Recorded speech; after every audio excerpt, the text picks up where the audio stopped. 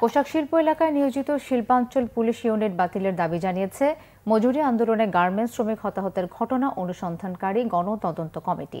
সকালে ঢাকা রিপোর্টার্স ইউনিটিতে সংবাদ সম্মেলন করে এই কমিটি। এ সময় তারা বলেন, সরকার পরিবর্তনের সময় গার্মেন্টস সহ অন্যান্য শিল্প কারখানার শতাধিক শ্রমিক নিহত হয়েছে।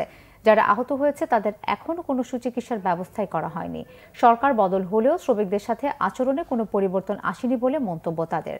মজুরি নিয়ে যাতে শ্রমিকদের আন্দোলনে নামতে না হয় সেটি নিশ্চিতের পাশাপাশি শ্রমিক হত্যার যথাযথ তদন্ত করে দায়ী ব্যক্তিদের দৃষ্টান্তমূলক শাস্তি নিশ্চিত সহ 9 দফা সুপারিশ করে গণতদন্ত কমিটি।